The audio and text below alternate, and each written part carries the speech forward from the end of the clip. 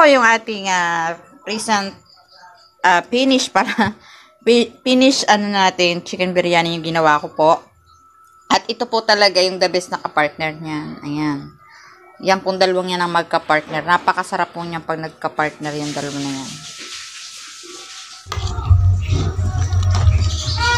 Ito, nagluluto ako ng chicken biryani. Alam niyo yun? So, ito yun sa isa sa mga natutunan ko nung nag-abroad ako sa Saudi.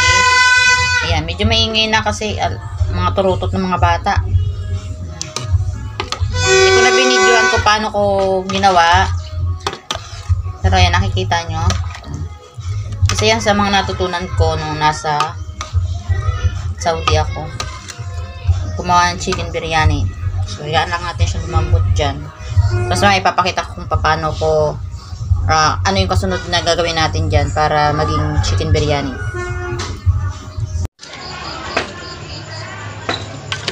So, ito na po yung part na yung kanin o yung bigas dito natin niluto sa sabaw ng palambutan natin ng chicken.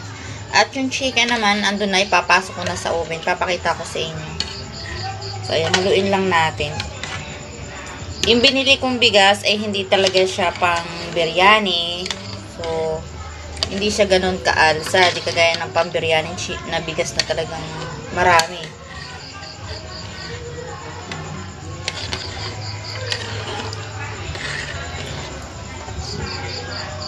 Aking chicken, ipapasok na natin sa oven. Pero bago natin pasok sa oven, lalagyan ko muna siya ng ganito. Papahidan ko muna para yung apoy o yung init ng oven ay hindi mag-direct sa mismong karne at hindi ka agad masunog.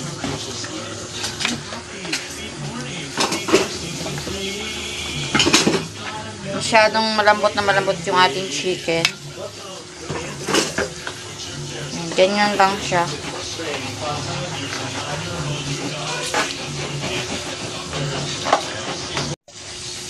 So, ayan po, nandito na sa oven. Yung ating oven na ginamit ay napakaliit lang. Kaya, mabuti naman nagkasya yung ating chicken sa loob. So, open na natin to. Bali, dahil maliit yung oven natin, hindi natin siya itutudo. So, babantayan lang natin pag alam nyo na, nasunog-sunog na medyo yung balat. So, pwede na natin siyang ilabas. At baliktarin. Ayan. So, mamaya makikita nyo yung finish sa preparation ng aking chicken biryani. At ito naman, nagluluto ako ng bell pepper at saka sibuyas na puti. At ito po ay lalagyan natin na tomato paste. Ayan. Ano to? Merong ano. Ayan. Lalagyan natin ng tomato paste to. At ito yung pinaka-toppings natin doon sa ibabaw ng kanin. Or ng ating rice biryani. And then, yung ating chicken na nilagay sa oven mamaya. Ito na yung pinaka nasa ibabaw. So, ayan. Nasa huling part na tayo ng ating pagluluto ng ating biryani.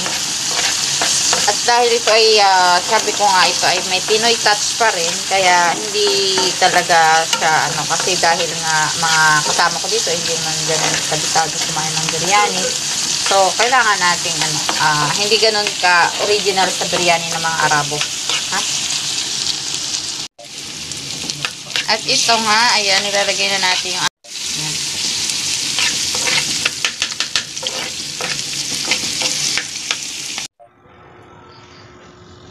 So, ayan. Andito na po tayo sa mag-a-assemble tayo ng ating chicken biryani. Ito na yung ating, tatapping sa ibabaw ng ating rice. Yan. Yan. At ito yung chicken natin. Hinihintay na lang natin mag-ano yan. So, ayan.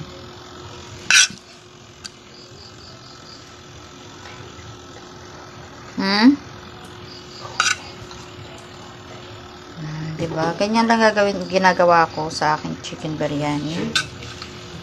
Ayan. Tira tayo ng kaunti kasi may tira pa ako sa kaldero. Syempre, mahal to. Ayan.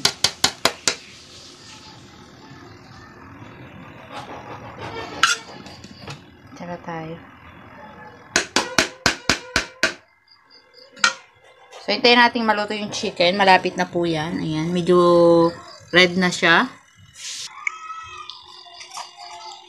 So, yan. Lagay na natin yung ating chicken. Masyado na siyang lutong-luto. Ayan. Lambot.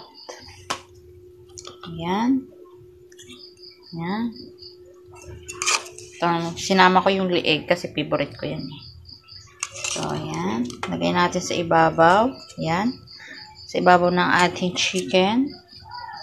So, ganyan lang siya. Ayan. Natira pa. Ayan.